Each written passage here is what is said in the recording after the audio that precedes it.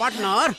हाँ इतना टाइम कहाँ लगा देहले हो? अरे उमर खा बाची से भेंट हो गई रहा करे के नाथे में देर हो गई यार तोहरो चैन नहीं खे। बाजार से अइला और खेत में भीड़ गईला। का करी पार्टनर, अगर हमारा बाबूजी के बस चले ना तो हमारे के हुए देश के प्रधानमंत्री बना दिए। प्रधानमंत्री?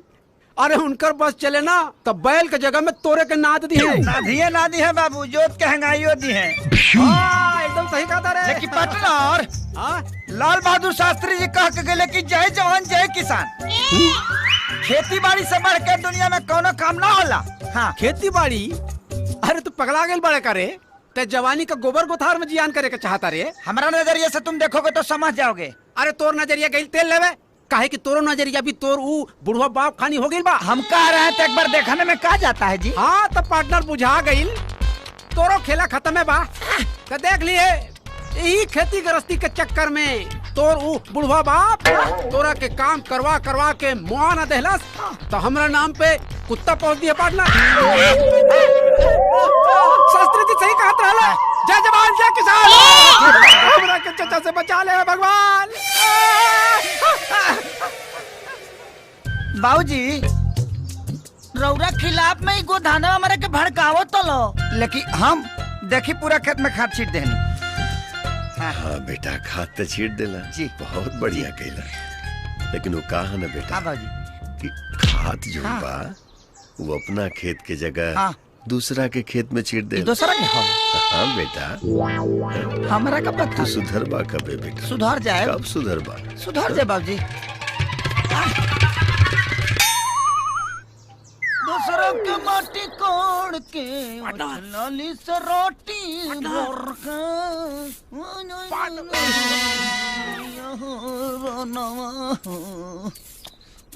सयारम गईले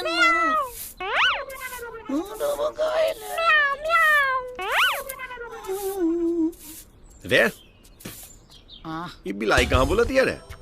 माने अभी यहाँ हमार काम रह गइल बा। जब बिलाई कहाँ बोलती है कुकुर कहाँ बोलता है पता करी रे। पे इतना काम के लोट बा। तो भड़कत का बाड़े काम कर। ठीक बा लेकर के घर में आओ। ठीक बा।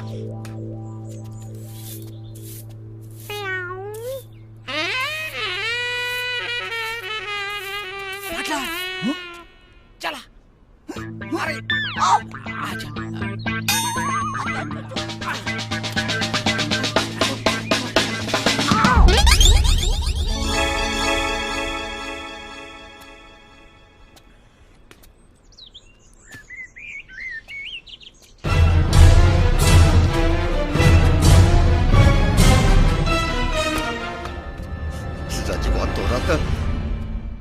काना सातन संग काटा तारे चानी लगा के मच्छरदानी रजऊ। मने गा के मछरिया भगाइबे करे। मत गा, चुप ठीक से धार। ओके ले हो ना।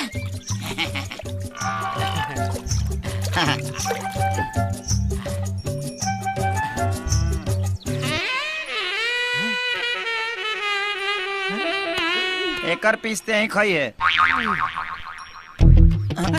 पार्टनर लकी तो तीने गोइल बड़ी सा। बाकी गरे कहाँ गई?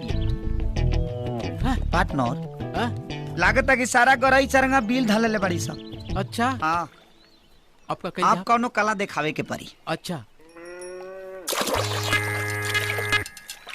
पार्टनर मछली पकड़ना भी एगो कला है। अच्छा सबको नहीं पता है ना बाबू। हाँ नु दिखावा दिखावा दिखावा कला दिखावा। पार्टनर यस ये देखा बाबू अडी रंडी आदमी नहीं है हम। वही रहा देखा इसका बड़ा है। देखा तू ही खाली जाना तारा। अब देखा हमार खेला पार्टनर। अब हमारा खेला देखो। पकड़ो पकड़ो पकड़ी पकड़ो। ये अंदर हाथ डालना। हाथ डाल के निकाल रहे हैं पार्टनर। लागत पड़ के करे धरल बिया। निकाल निकाली। हट देखा पार्टनर। फेंक बाबू फेंक। नाप ला। बिक दा। केकर करे बड़का बा देख ला। बिक दा बाबू तो ढेर पीस वाला बा। काहे फेंकी? अरे एकरा के तो मस्त तेल के साथ फ्राई करे और मस्त भात के साथ मजा लेके खाए। सुरक्षित रह तब न, पहले देख ले एक बार। देख ली एमे का देखे के?